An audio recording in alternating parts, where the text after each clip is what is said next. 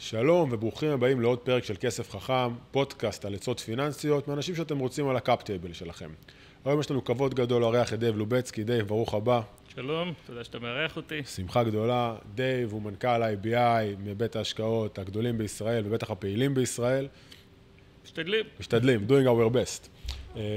אז דייב, המבנה ברור, יש לנו עצה פיננסית שקיבלת, עצה פיננסית שנתת ושאלה שאני שואל אותך. בוא נתחיל. נתחיל עם עצה פיננסית שקיבלתי, בשביל לקבל, באחד שגדל בבית שכולו פיננסים, שזיכרונות הילדות שלי זה הנפקות ותשקיפים וזירות המסחר בבורסה, אז אני אלך אחורה לאבא שלי. אני אספר על איך הוא גרם לי להפסיק לפחד ממניות ולהבין שבסוף כל שקל פנוי של בן אדם שיכול להרשות לעצמו צריך להיות בתוך העולם הזה, ואני אוהב להסביר את זה תחת אני חייב רגע לעצור אותך ולשאול, היה פה את אבנר וסיפר שהוא מגיל 6 בבית השקעות. מאיזה גיל אתה בבית השקעות? אז אני נולדתי ב-78 ו-IBI הוקם ב-71, אז אני... נולדת בבית השקעות, הבנתי אותך. אני יכול לספר, מי שמנהלתי את הלשכה היום גדלתי על ברכיה. אמיתי? אז אמיתי. וואו. אז זיכרונות הילדות שלי הם של זירות המסחר בבורסה, יש לי זיכרונות של מישהו שנמצא יותר שנים בשוק ההון מה שאני נמצא, בגלל ביקורי הקיץ שלי בבית ההשקעות. מדהים. בואו נדבר קצת על מניות. ואני חושב שאחת התובנות הכי בסיסיות, ככה אני אוהב לקרוא לזה פיזיקה שקיבלתי מאבא שלי, היא איך העולם עובד. ואיך העולם עובד לא בציפורים והחסידות, אלא העולם האמיתי, הפיננסי. וההסבר הוא מאוד פשוט, אבל זה הסבר אינטואיטיבי שכדאי לכל אחד להסביר גם לעצמו וגם לילדים שלו. בסוף המדינה חיה ממיסים. ואם המיסים יהיו יותר גבוהים ממה שהחברות מרוויחות, אז לא יהיו חברות, והמדינה לא תוכל לקחת מיסים. ולכן תמיד אג"ח ממשלתי, שהוא הבסיס בעולם השקעות, יעשה את התשואה הכי נמוכה, כי הם פשוט ייקחו יותר, הפיזיקה תשבור את החברות. עכשיו, גם החברות מתממנות, והן מתממנות בחוב, ומה לעשות שאם החוב הזה יהיה יותר יקר ממה שהם מרוויחים ממניות, מההון שלהם, אז גם הם לא יהיו קיימות בפשיטות הרגל, ולכן אינהרנטית, מניות יעשו יותר טוב מאגרות חוב קונצרניות. שבתורן יעשו יותר טוב מהמדינה. שיעשו יותר טוב מהמדינה בתורן. ולכן, הסכנה היא שכל שאתה מאמין שהעולם ישרוד ויעבוד, הפיזיקה הבסיסית הזאת, כל המקרו-כלכלה הזאת של תועלות, מצביעה על זה שאתה צריך להחזיק כמה שיותר מניות, כי אם העולם ימשיך להתנהל כפי שהוא מתנהל, בסוף זה יהיה הנכס עם התשואה הגבוהה ביותר. תשמע, אני אמרתי לך גם שדיברנו בשיחה המקדימה, שאני מאוד מאוד אוהב את ההסתכלות הזאת, אתה קורא לזה הפיזיקה והעולם האמיתי, וזה באיזשהו מקום פתאום מסביר גם לבן אדם שהוא זר לעולם, איך זה קורה. אבל אז יש לי שתי שאלות. שאלה ראשונה, איפה אתה שם את הבנקים וחיסכון בנקאי בדבר הזה? כי הוא איפשהו צריך לזוז כזה בין אג"ח מדינה לקונצרני, נכון? וגם יש לי שאלה של, האם זה נותן לך גם כלים פרקטיים? האם פתאום שאתה רואה, תמיד מדברים פה על לעקום תשואות ואיך האג"חים פתאום משתנים לנו, האם זה גם שאתה גוזר אותו למשמעויות פרקטיות? אז זה פה, המסר הזה הוא מסר של צניעות, ובסוף אם אתה חושב שאתה מבין יותר טוב ואתה תצליח לעשות באגרות חוב קונצרניות יותר ממה שאתה צריך לעשות במניות, אז אני לא מדבר על איזה אבנורמליה קטנה כזו שתפסת איזה נקודה לעקום ושכרת. במסה הקריטית, תשב במניות, התיק האישי שלי הוא כמה שיותר מניות, אני אוהב גם חוב פרטי, כבר לא נכנסנו פה, מי כמוני מכיר. זהו, אתה פתחת את העולמות של בנקים וצד הפקדונות, שברור שהוא קומה אחת מעל אגרות החוב הממשלתיות, וחייב להיות מתחת לאגרות החוב הקונצרניות, כי הבנקים מלווים בקונצרנים. אתה יודע מה, אני רוצה להגיד את זה, כוכבית על זה, בישראל. בעולם לא הייתי אומר את זה ככה. נכון. נכון, כי בעולם... המבנה פה הוא מאוד שמרני של המערכת, אבל בהחלט בישראל אפשר לתאר את הפירמידה הזאת, אם רוצים להוסיף עוד נדבך, אז להוסיף את הפקדונות הבנקאיים, איפשהו בין האג"ח הקונצרני, בין האג"ח הקונצרני לממשלתי. הייתה לי חוט המחשבה, על מה היינו? דיברנו על זה, ואז גם לא, ענית על שניהם, כי אמרת קודם כל איפה הבנקים, וגם דיברנו על העניין של, זאת אומרת, אני שאלתי גם על הבנקים וגם על העצות פרקטיות, ואז אתה אומר, חבר'ה, אם זה המצב, כאילו אם זאת הפיזיקה של העולם, בואו לא נשקר לעצמנו. אני לא אעשה בתיק אג"ח קונצרני יותר טוב מתל אביב 125, כי כאמור, זה הפיזיקה ואקסיומות ואיינשטיין הוכיח. בסוף צריך לפתח צניעות שמגיעים להשקעות, ולהבין שבצורה קונסיסטנטית, אם האסטרטגיה שלך תהיה לתפוס רק דברים אבנורמליים, הדברים האבנורמליים יתפסו אותך. ובסוף יש לנו מקצוע מאוד נחמד, שאנחנו נמצאים בתוך מצב שאנחנו משקיעים בנכסים שהתוחלת שלהם היא חיובית, אז אין סיבה לעשות הירואיקות ודברים ודברים משוגעים, אם אתה מבין את הפיזיקה הבסיסית, שככל שתעשה אלוקציה יותר טובה לאזורים שבהם פוטנציאל התשואה יותר גבוה, בסוף, לאורך שנים, אתה תיקח תשואות הרבה יותר גבוהות. אני ממש מסכים. זרקת פה משהו כהערת אגב, אז ברגע אני אתייחס אליו, כי אמרת, אני גם אוהב חוב פרטי, אז כבר נעבור להצעה שאתה נותן, אבל איפה אתה שם את החוב הפרטי? הערה מוסגרת, אני מאוד אוהב חוב פרטי, ולראיה זה מה שאני עושה, אבל איפה אתה שם אותו בתוך המדרג הזה? אז פה אנחנו כבר שואלים שאלה מורכבת, כי מה זה סיכון? זו שאלה, המדרוג הזה שאנחנו מדברים עליו הוא בעצם מדרוג של סיכון, אבל סיכון הוא דבר שלא לכל האנשים הוא זהה. מה הכוונה? הכוונה היא שחלק מהאנשים, הסיכון היחידי שמטריד אותם זה שתהיה חדלות פירעון ולא נצליח להיפרע. חלק אחר מהאנשים, מה שמטריד אותם זה סטיית תקן, והעובדה שיכול להיות שהם יצטרכו את הכסף בטווחים קצרים, והם צריכים את האלמנט הנזילות הזה, ושתהיה בסטיית תקן נמוכה, כדי שאפשר יהיה להוציא את הכסף החוצה. חוב פרטי בגדול, ברמת הסיכון של חדלות פירעון, ברוב המקרים בנוי הרבה יותר טוב מחוב ציבורי. מסכים מאוד. אמפירית, זה המצב, בדרך כלל הביטחונות יותר חזקים, הבנייה של העסקה היא יותר, והיא גם הרבה יותר ממוקדת בדרך כלל, זאת אומרת בדרך כלל יש איזה use case מאוד ספציפי, לומדים אותו, חוקרים אותו ועושים אותו. חוב ציבורי, לפחות בישראל, רמת הבטוחות בדרך כלל מה שנשאר ממה שהבנקים לקחו? או המלווים הפרטיים, או הבנקים, או כל אחד מהגופים שמממנים את אותו לווה. יש לו יתרון שלפעמים הוא חיסרון, שיש שם כיסא מפלט, שאם טעית אתה יכול גם למכור אותו ב-90 אגורות או ב-80 אגורות, או שבחוב פרטי אתה צריך להישאר ברוב המקרים לפתור את הבעיות, והדילמה על הכיסא מפלט הזה היא מורכבת. אני ברוב המקרים מעדיף קומבינציה של להחזיק כסף נזיל בדברים יחסית קצרים, כמו קרנות כספיות, שאני צריך אותו לשנה, שנתיים קרובות, אני ממש לא אטה להשקיע אותו, וככל שיש לי טווחים יותר ארוכים, אני אלך יותר למניות ולחוב הפרטי. אז אתה שם אותו באותה רובריקה, כשאתה עושה איזו תחליפיות בסיכון, זאת אומרת, זה מעניין, כי עוד פעם, אנחנו רואים את זה ככה מאוד, וגם מה שאמרת על החוב שמגיע לבורסה, אנחנו מבינים מה הגיע. כאילו יש בחוץ בנקים שאם זה חוב טוב ייקחו אותו וכו'. מעולה, בוא נדבר על הצעה שאתה נותן, ואני מניח שיש לך הרבה כאלו לאור הפוזיציה. אז אני חושב שאנשים שמגיעים להתעסק בהשקעות, שואלים את עצמם תמיד את השאלות הלא נכונות.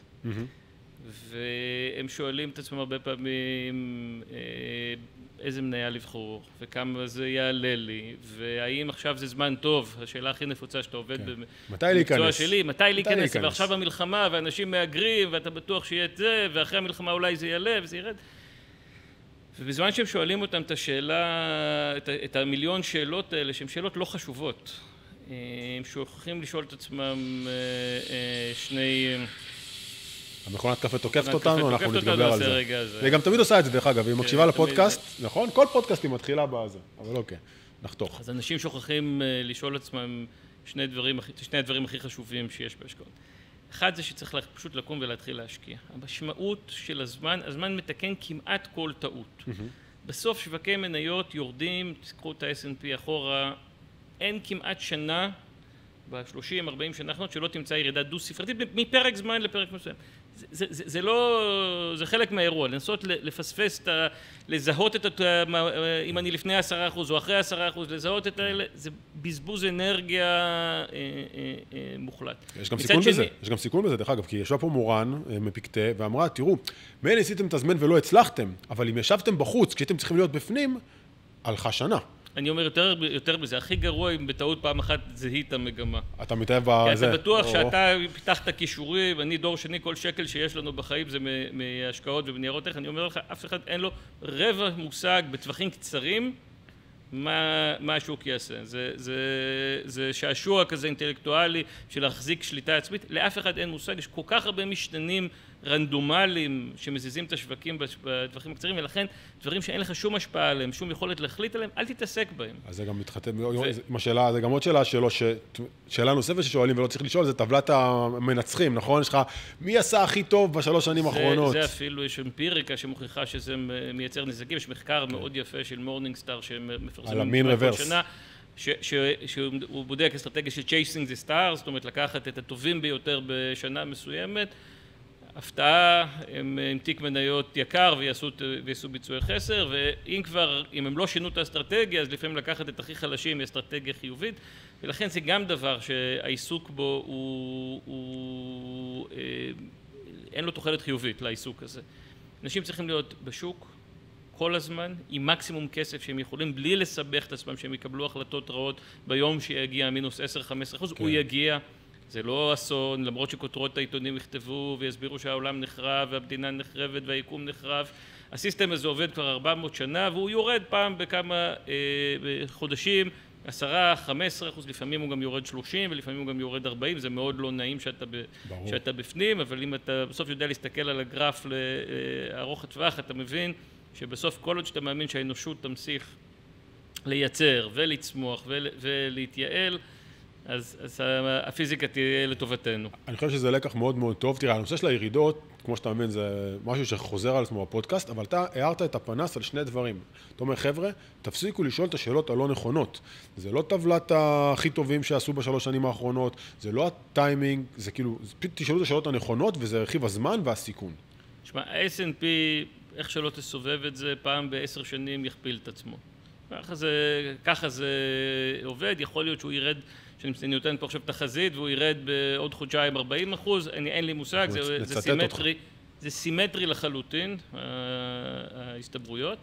Having said that, מי שיש לו 10 שנים, זה ברור שלהיות באיזשהו מכשיר שעוקב אחרי מדד מניות מוביל, זה אסטרטגיה מצוינת, והסיכוי שהמדד יספק לך את הפיזור, את התשואות, את הכוכבים העתידיים ב10 שנים הקרובות, הוא הכי גבוה בין האמונה הזאת ש10 שנים אתה צריך למצוא כל פעם את הזמן להיכנס לשוק, לצאת משוק ולזהות גם את הטרנד הנכון באותו חודש. אז אני אשאל אותך בתוך הלקח הזה שתי שאלות כדי שזה יהיה לנו גם משהו פרקטי. אתה אמרת מה השאלות הלא נכונות, אז בוא תגיד לי שאלה אחת שכן נכונה כשאני בוחר את ההשקעה המסוכנת של הטווח הרחוק, ושאלה שנייה, אם אנחנו כבר פה באזורים של הספייסינס על מינוף. תראה, אין ספק שבן אדם צריך לצאת מתוך מכשירים פסיביים ולטבל אותם בסינגל ניימס, במניות ובהחזקות ישירות. עכשיו, החלק הראשון הוא די בנאלי. ברור שאין לנו שום יכולת לתחזק בראש, גם אנשים שעובדים בזה 500 מניות ולהכיר את הסיפורים ולהגיב ולדעת איך כל שוק מתנהג ואיך התחרות, בשביל להשקיע נכון עזוב ב-500 מניות, ב-100 מניות צריך להכיר 500 מניות, צריך להכיר את האלטרנטיבות ואת השוק, זה משימה בלתי אפשרית. אז קודם כל צריך להבין שזו משימה כמעט בלתי אפשרית, ולכן תמיד צריך לצאת מתוך מדד.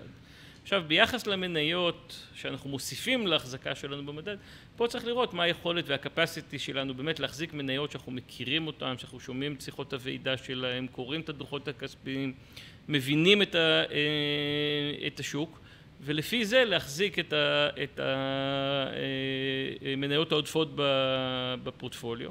אני לא הייתי מחזיק במניות העודפות בפורטפוליו גם פיזור משוגע, וגם לא הייתי מחזיק פיזור סקטוריאלי מאוד גדול.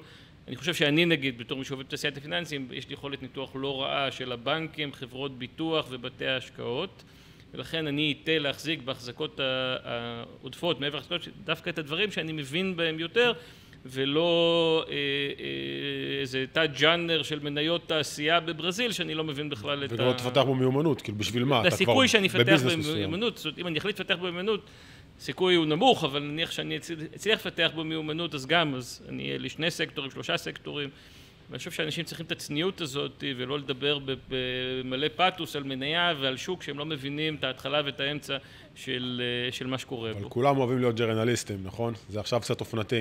כן. טוב, בוא נראה אם אנחנו נשלם על זה מחירים. מילה אחת על מינוף, ואז אני אשאל אותך.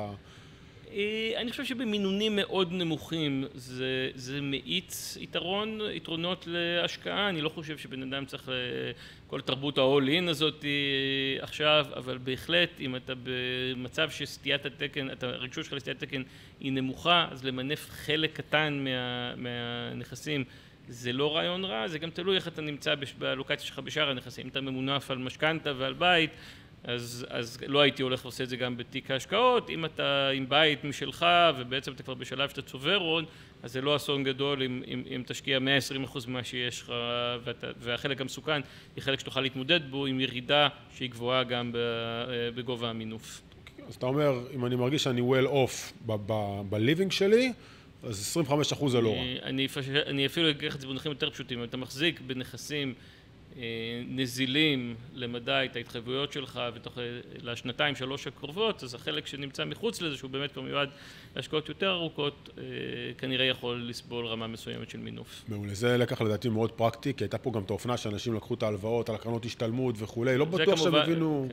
זה כמובן מהלך מאוד לא הגיוני ומאוד לא מומלץ, זה נכון שאותם קרנות השתלמות היו באמת מקור מימון מאוד זול והיה מאוד נכון להשתמש בהם, לשחלף הלוואה בנקאית, לשחלף הלוואה מכרטיס האשראי, אבל זה לא בשלב שיש לך חובות ואתה מתמנף, חובות לצריכה השוטפת ואתה מתמנף. אני חושב שבלי להתכוון הגענו ללקח שהוא יהיה הכי מעניין בפרק, כי כל כך הרבה אנשים עשו את זה, כל כך הרבה אנשים לקחו על הקרנות השתלמות שלהם, הלוואות, אתה יודע, של 80%, 70%, ואמרו וואלה, כאילו, וזה אנשים שיש להם משכנתה על הבית, לפחות באינטואיציה שלי.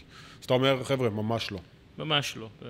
בפירוש לא, כי בסוף מה שקרה לרוב המכשירים האלה, זה שהריביות על ההלוואה עלו בצד, עם עליית ריבית עלו, התשואות על הנכסים שהם קנו, גם אם עשו דברים יותר סולידיים, כמו שאנחנו אוהבים, אשראי פרטי, התשואות נשארו יחסית נמוכות, או שהיה קצת עלייה בחדלות פירעון, ופתאום המשוואה הזאת, המרווח הפך להיות שלילי, לא הצטמצם. אתה אומר חייבים כסף להם. וחייבים כסף, ואני ראיתי הרבה מאוד סיפורים מאוד לא יפים באזורים האלה. מעולה. אז יש לי שאלה אחת שאני רציתי לשאול אותך, אני אומר מראש, אני יודע שאתה לא כך אוהב אותה, כי אני חושב שהיא מאוד מאוד פרטיקולרית, אבל זה פודקאסט של אנשים פרטיקולריים, שהם אנשים פיננסיים, אז אני רציתי לשאול אותך על מיתוג. בסוף ב-IBI, ומי שעוקב יודע, יש לכם מניפה רחבה של שירותים, אתם לוקחים את אותו בעיניי מותג, ועושים איתו הרבה דברים, החל מקרן קונסיומר קרדיט בארצות הברית, ועד שירותים להייטקיסטים, וחבר בורסה שנותן שירותי מסחר. אמרתי לך, תשמע, איפה הכוח של המותג פה? איך אתם משתמשים? אתה אמרת לי, יונתן? אז אני לא חושב שלמותגים פיננסיים בישראל יש משמעות גדולה. יש משמעות לזה שיכירו אותך, זאת אומרת, שתהיה בכלל בזיכרון של בן אדם שהוא מתחיל לחשוב, אבל הצריכה בסוף של אנשים בישראל היא ברמת המוצר או הקרן או השירות.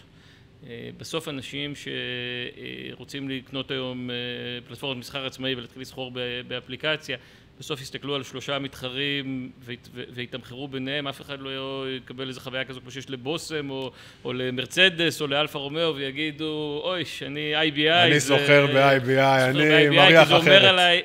זה אומר עליי המון. אין בארץ מהלכים שהדגימו שאנשים פועלים בניגוד לאיכות של מוצר, תשואה. בסוף אם אתה מסתכל על התנועה של הכסף במדינת ישראל, אז א', הכי מעניין להסתכל זה בעולם קרנות הנאמנות. תפתחו, אני ממליץ לכולכם את רשימת המגייסים הגדולים השנה בקרנות נאמנות. אתם לא מכירים, לדעתי, חצי מהשמות. שזה מדהים. חצי מהשמות. לא, אף אחד הוא לא מחמשת השחקנים הגדולים.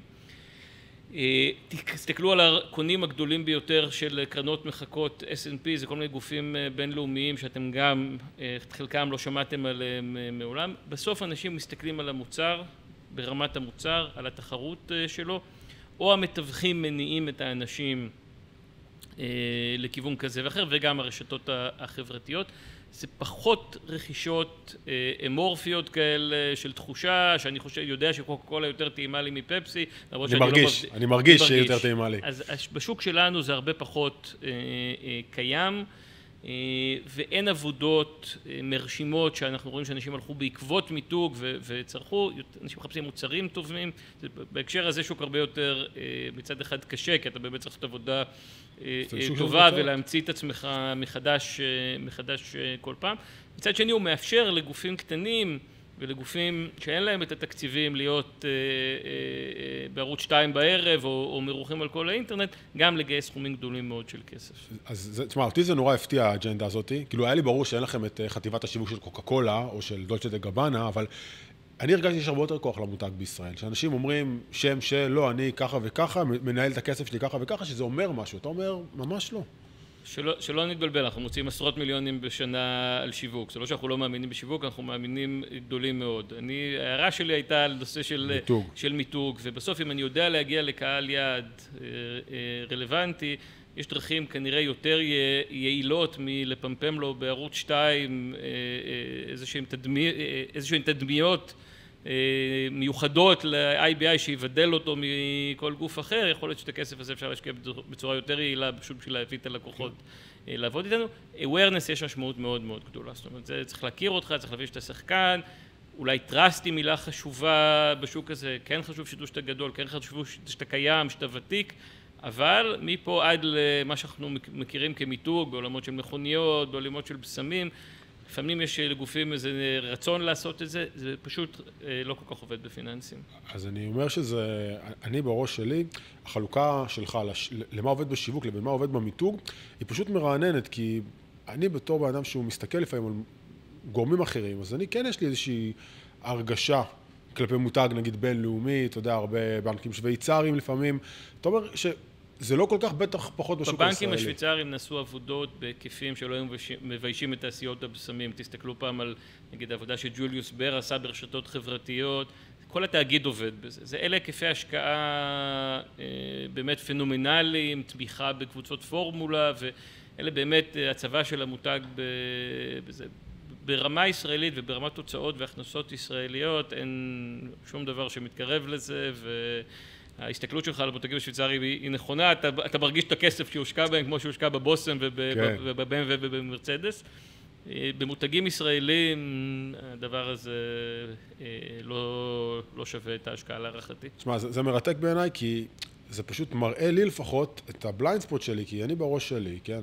לא חשבתי שתגיד כזה דבר, חשבתי שתגיד, לא, IBI זה מותג, אתה אומר, כאילו, בסדר, אנחנו מותג, אבל אנחנו הרבה יותר מעדיפים את התחום הזה, לפתח את השיווק האמיתי, מאשר לבנות איזושהי תדמית. בסוף אנחנו מחזיקים קומות שלמות של אנשים שמתקשרים במערכים של סוכנים שמפיצים אותנו. אנחנו כן צריכים שהסוכן או הטלפן שלנו מגיע ללקוח, אז הלקוח ישיר ליד, ויכיר שקיים כזה דבר שנקרא IBI בית השקעות, שלא תהיה שיחה שהוא ירגיש שהוא מתחיל מאפס, אבל once אתה במדרגה הזאת שכבר מכירים את הקיום של המותג, התחושות שלו, זה כבר מהר מאוד יורד לביזנס ומה יש לך להציע ומי המתחרים ומה התחרות. דייב, תודה רבה, היה לי מרתק. נסכם ככה את הדברים שנגענו.